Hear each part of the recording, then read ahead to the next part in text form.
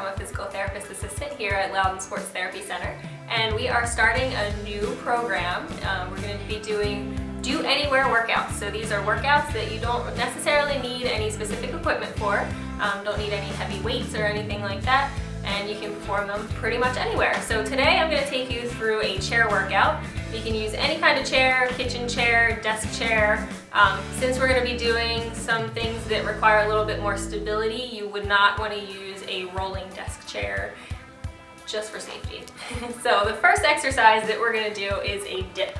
So what I'm going to do is I'm going to bring my hands here on the chair. I'm going to get my shoulders in line with my hands, and I'm going to bring my body out so I'm almost in a reverse plank position. So you can see I'm nice and straight. I'm going to engage through my core, and then I'm dipping down and coming back up.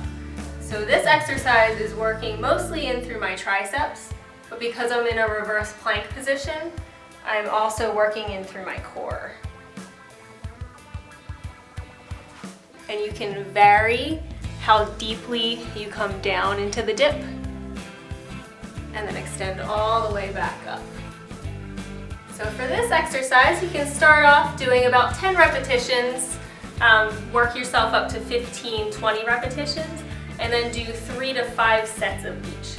The next exercise that I'm going to do is a step up. So that's going to work more in through my quads and my glutes. So what I'm going to do is make sure I'm keeping my knee in good alignment with my hip, and I'm going to step all the way up into the chair, and then nice and slow, control it on the way down. All the way up. Nice and controlled on the way down. So we can do 5 to 10 repetitions on one side, and then switch, and then we'll do the same thing on the other side. Nice and controlled on the way down.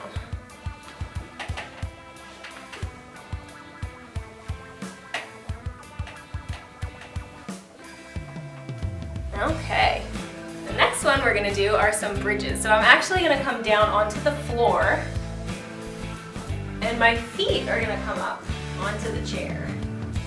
If I want to make it a little bit more challenging, I can scoot my feet out a little bit more.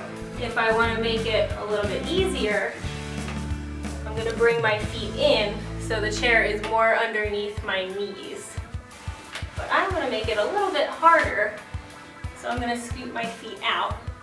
I want to engage through my core first, and then I'm going to lift up and come back down. If this is still too easy for you, you can make it a little bit harder by lifting one leg up toward the ceiling.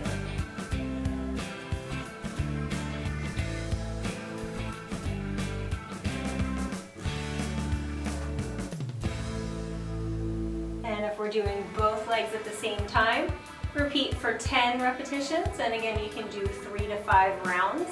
If I'm going to do one leg at a time, I'm going to do 10 repetitions on each side. One last exercise, we're going to do what are called up-downs in the chair. So I'm working on eccentrically controlling my quads and my glutes. So what eccentric means is you're slowly lengthening out the muscle. So what I'm going to do is get my balance first on one foot, and then I'm going to slowly lower myself down into the chair and then stand back up. If this is too challenging, you can do it with both feet and just do a regular sit to stand, slowly lowering yourself down and then standing back up.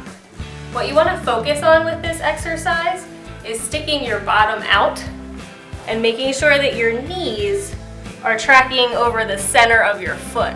So that way you're engaging more through your quads and more through your glutes. Because what happens if you come forward and your knee translates over top of the front of your foot is your knee joints are absorbing too much of that stress, and then you're not engaging through the muscle groups that we're targeting with the exercise. So again, two-legged sit to stand, nice and controlled down into the chair, nice and controlled back up. one leg, getting my balance first, slowly lowering down, and then standing back up. And again, I want to be really conscious and aware of my knee, making sure my knee, as I'm coming down into the chair, stays right in line with my hip. If you notice that you tend to have your knee kind of collapse inward like that, that is called knee valgus, and it's usually caused by weakness in through your hips. Usually the muscle group that is weaker when your knee bows in like that is called your gluteus medius. So let me show you 2 exercises that will help strengthen that muscle group. The first one is called clamshells. I'm going to come down onto my side, both the knees bent, and you can see my feet are in line with my bottom here. I'm going to keep my hips stacked, so one right on top of the other. I'm going to engage through my core, keep my feet together, and lift my top knee just like a clam, and back down. And you can see I'm not getting a lot of range of motion. I'm not lifting my leg up all the way. What happens when I do that, if I lift up too high, my hip starts to roll back, and then I lose that engagement of the glute med. So it's more of a smaller, controlled movement to really work in through that muscle group. And again, you can perform 10 to 20 repetitions on each side, and then flip over and do the same thing on the other side.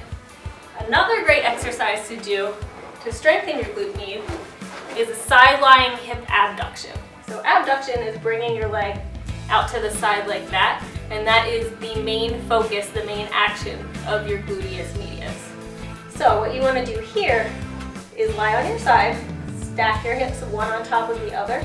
I'm actually going to push my leg back into extension just a little bit, so far back a little bit further than even with my body, and then I'm going to come up toward the ceiling and back down. And again, it's not about range of motion. It's not about, oh look, I can kick my leg really high. It's more of a smaller controlled movement just to really work in through that muscle group. One very common mistake that we see with this exercise in therapy is people who have weakness in through their glute med will tend to bring their foot forward and their whole leg comes forward as they try to lift up. But then you're engaging more through your hip flexors in the front of your hip, and you're not getting that muscle engagement through the glute med.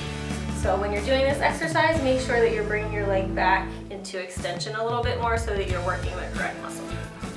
I hope you enjoyed today's workout, and definitely stay tuned for more.